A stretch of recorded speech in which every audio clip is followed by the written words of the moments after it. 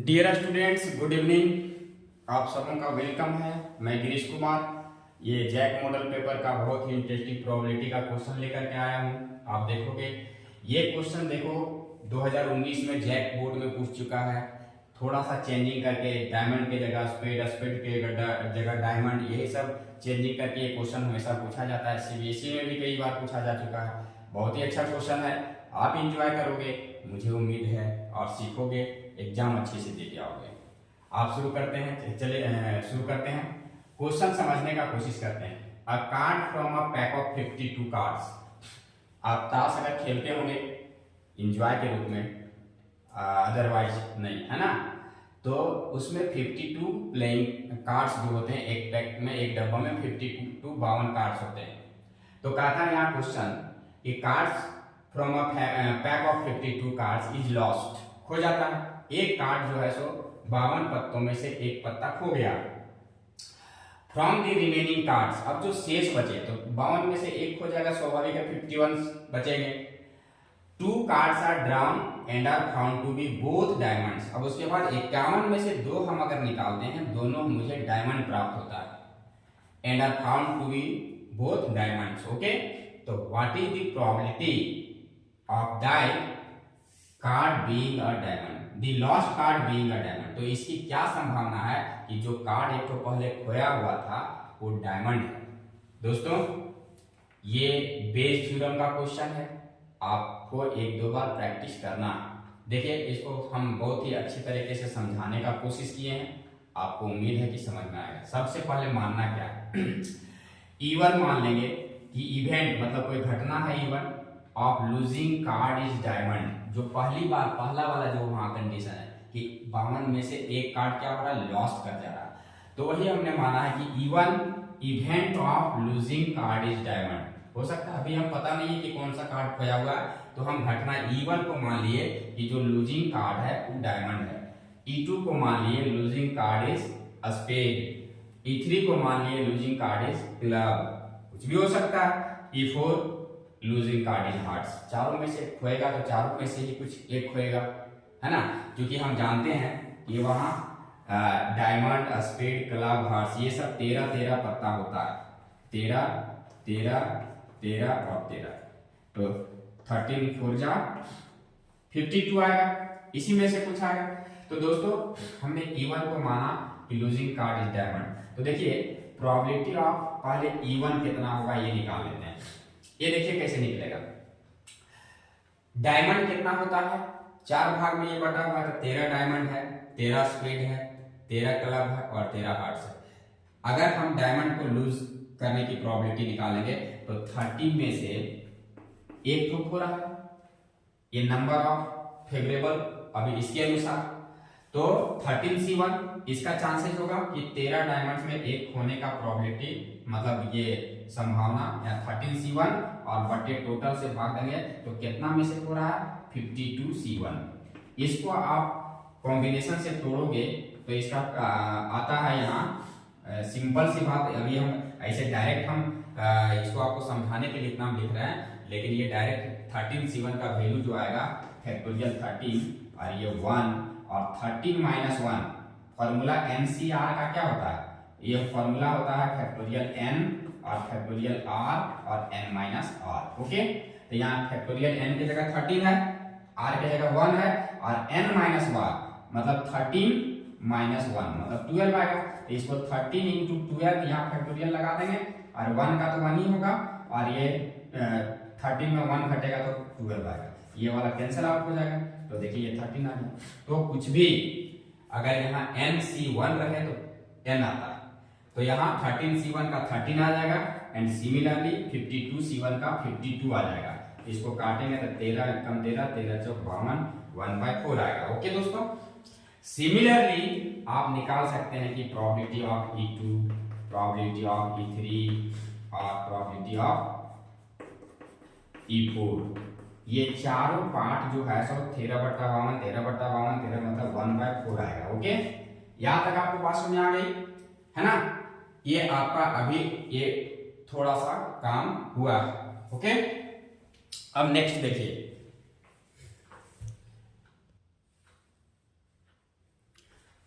हाँ दोस्तों, देखिए ये यहाँ है, फिर से हमने क्या माना कि E equal to event of drawing 2 diamonds from the remaining 51 cards. अभी E1, E2, E3, E4 हमने मान चुका। अब E हम मान लेते हैं कि 2 कार्ड्स जो ड्रॉ कर रहे हैं वो दोनों क्या होना चाहिए, ड्रॉइंग 2 डायमंड्स, दोनों डायमंड होना। कहाँ से, जो रिमेनिंग शेष जो बचा हुआ है 51 कार्ड से, उससे। ओके, तो अब देखिए, अब ये सब प्रोबेबिलिटी निकालना है, थोड़ा सा बेस थ्योरम प्रैक्टिस करो। E बटा E1, E क्या है, E मतलब है कि ड्रॉइंग 2 डायमंड कार्ड्स। ये कब, जब ये हमको पता है। E1 क्या है, E1 है कि लूजिंग कार्ड्स इज डायमंड, जो खोया हुआ है पहले कार्ड वो क्या है दोस्तों, डायमंड है, लूजिंग कार्ड इज डायमंड। तो ये खोया हुआ, तो सोचिए 13 डायमंड होता है, 13 में एक खो चुका, 12 बचा। तो 12 में से हमको अब 2 कार्ड्स निकालना है, 12C2 और 51 रिमेनिंग टोटल 51C2। इसको आप कैलकुलेट करोगे तो फैक्टोरियल 12 बटा 2 और 12 में 2 फैक्टोरियल 10। अब यहाँ से फिर बटे इसको हम कैलकुलेट करेंगे तो 51 बटा 2 और 51 में 2 तो 49 है ना। अब यहाँ से इसको कैलकुलेट करने से फैक्टोरियल 12 गुने, मतलब इसको तोड़ेंगे तो 11 और गुने 10, ठीक है। तो ये आ जाएगा, ये 2 गुने 1 इसको तोड़ेंगे तो, और ये 10 रहेगा। और यहाँ से देखिए ये पलट के चला जाएगा 2 और 49, बड़ा वाला को हम तोड़ते हैं यहाँ से बटे 51, 50 और इसे कम करते जाओ, 51, 50, फिर 49। देखो ऊपर में आ गया है, ये कटेगा, इसलिए 49 में फैक्टोरियल लगा दिए, यहाँ 10 में 10 कट गया, 2 में 2 कट गया, ठीक है। अब यहाँ से क्या क्या बचा हमारा, जो जो कट गया सो, तो देखिए ये मेरा बच गया, और कुछ कटेगा तो 6 12 और ये 25 और 3 से कटेगा, 3 दूना 6 और 3 17 51, ये आ गया। तो ऊपर और कुछ कटेगा और कुछ नहीं कटेगा, ऊपर मेरा बच गया 11 दूना 22 और बट्टे यहाँ बच गया 17 इंटू 25, मतलब 17 बचे, अच्छा 17, ये 25 गुना करेंगे, 5 सटे 35 और 5 के 5 दिन 8, 17 पचे 85, 17 दूना 34, 5 8 से 12, 425। ये मेरा ए वाला आ गया। ओके, तो सिमिलरली ये PE अपन E1 मेरा इतना आ गया, ठीक है। ओके,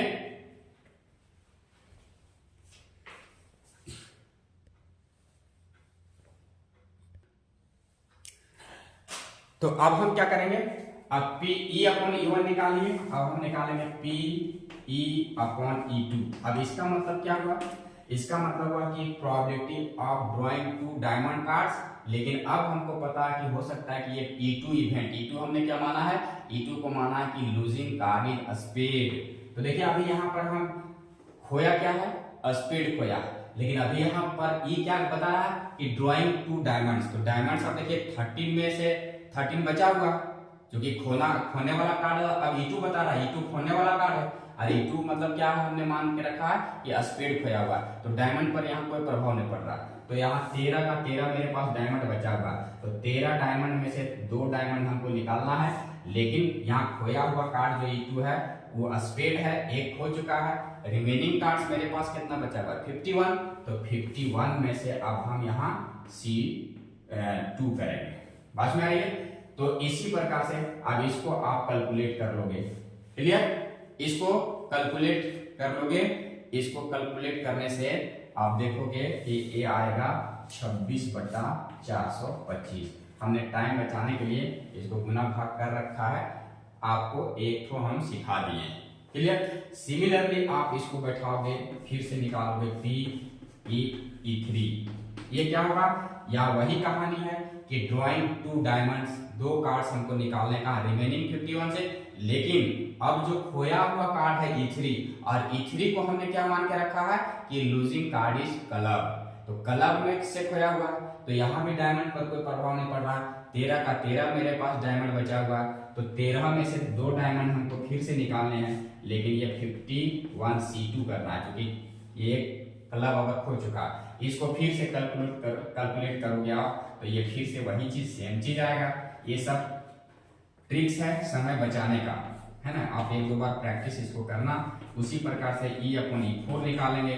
फिर से ये कह रहा है कि आप ड्रॉ करिए 2 डायमंड कार्ड्स, लेकिन अगर खोया हुआ कार्ड जो बताया हुआ है वो हार्ट्स है, तो अब इसमें भी डायमंड पर कोई प्रभाव नहीं पड़ रहा। मेरे पास 13 डायमंड बचे हुए हैं, 13 में से 2 डायमंड हमको निकालना है, तो ये भी आ जाएगा 13C2।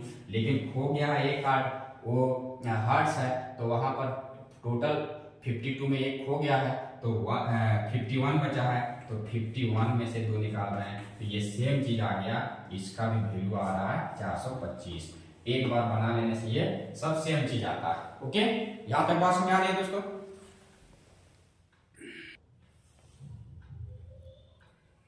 ये देखिए दोस्तों, अब यहाँ उतना करने के बाद भाई बेस थ्योरम हम लिखेंगे। बेस थ्योरम से हमको निकालना है प्रोबेबिलिटी ऑफ E1/E। E1/E कहने का मतलब क्या होगा कि जो कार्ड्स जो खो रहा है, यहाँ पर हम जो वो डायमंड होना चाहिए। ये कंडीशन लगा हुआ कि कार्ड्स जो खो रहा है वो डायमंड होने की प्रोबेबिलिटी हमको निकालना है। यदि हम जानते हैं कि जो हम लास्ट में जो खोने के बाद 2 कार्ड जो ड्रॉ करना है वो क्या है, ये है डायमंड्स है, तो E/E1/E निकालना है, ठीक ना। तो अब देखिए ये बेस थ्योरम बताता है कि इसी से आप थोड़ा सा इसको बढ़िया से अभी यहाँ से ध्यान से सुनना। इसी फॉर्मूला को सेट करना है, वहां तक तो हम लोग सीख गए कि इसी को पलट देना, E1 और E/E1 कर देना। यहाँ E1/E है ना, तो इसको E/E1 कर देना, उल्टा देना। अब थोड़ा सा एक दो बार लिख के इसको प्रैक्टिस करोगे। और यही सब 4 इवेंट यहाँ था, E1, E2, E3, E4, तो यहाँ सिग्मा मतलब यही चारों चीज 1 से 4 तक गया है, और यहाँ बैठाते जाएंगे 1, तो देखिए यही वाला उतारना है। I की जगह 1 बैठाएंगे तो P1 E/E1, फिर सिग्मा मतलब plus E2 E/E2 plus E3 E/E3 plus E4 E/E4, यही I की जगह बैठाते जाएंगे और सिग्मा की जगह प्लस प्लस। तो ये बेस थ्योरम का ये फार्मूला है। अब हम बैठा देंगे प्रोबेबिलिटी ऑफ E1 1/4 आया है और E/E1 22/425 आया है, यही चीज यहाँ आता है। और प्लस फिर देखिए E/E2 जो है सो 1/4 है और E/E2 26/425। फिर उसी तरह से ये सब वैल्यू यहाँ से बैठाते जाएंगे। अब देखिए 1/4 सबसे अगर कॉमन ले लिया जाए, ये कॉमन लेने के बाद ये क्या होगा, कैंसिल आउट हो जाएगा। 1/425 भी ये सब है मैथमेटिकल, आप कॉमन लेंगे और अच्छे से ये 1/425, तो ये 425 425 425 1/425 यहाँ कॉमन आएगा और 1/425 से ये कैंसिल आउट हो जाएगा। तो आप देखिए ये बच कितना गया दोस्तों, ये 22 बच गया और यहाँ बच गया 22 प्लस 26 प्लस 26 प्लस 26, तो 26 26 52 52 और 26 है ना, 52 बच गया इधर, और ये 26 और 22 6 2 8 और 2 2 4, तो 8 2 10 5 4 9 1 10 100 आ गया बटे यहाँ पर। तो ये देखिए ये 2 जीरो के बाद यहाँ डेसिमल बैठा दीजिए, है ना, ये पॉइंट। तो इसकी प्रोबेबिलिटी E1/E यही मेरा निकल गया और यही मेरा आंसर आएगा। इतना करिए, ये लॉन्ग क्वेश्चन है, 5 मार्क्स आपको आने हैं, 2-4 बार प्रैक्टिस करना है। क्वेश्चन अच्छा है तो आपको ये उम्मीद है कि समझ में आएगा। आप जरूर इसको 2-3 बार प्रैक्टिस करें। CBSE में भी पूछा है, जैक में भी पूछा है और फिर से आने की उम्मीद है, मॉडल पेपर में भी दिया हुआ है। तो आप प्रोबेबिलिटी से को 2-3 बार रिविजन करें। हमको लगता है कि आप जरूर ये इस चैप्टर के सवाल न्यूमेरिकल्स को बना पाओगे। तो इसी के साथ आपसे विदा लेता हूँ। गुड नाइट, बहुत बहुत धन्यवाद।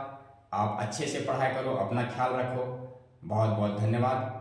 और अगर ये वीडियो आपको पसंद आए तो लाइक एंड सब्सक्राइब जरूर दें, अपना रिस्पॉन्स जरूर दें ताकि मेरा हौसला बना रहे और नेक्स्ट वीडियो सारे वीडियो जो हैं सो आपके साथ में शेयर करता रहूं। गुड नाइट, धन्यवाद।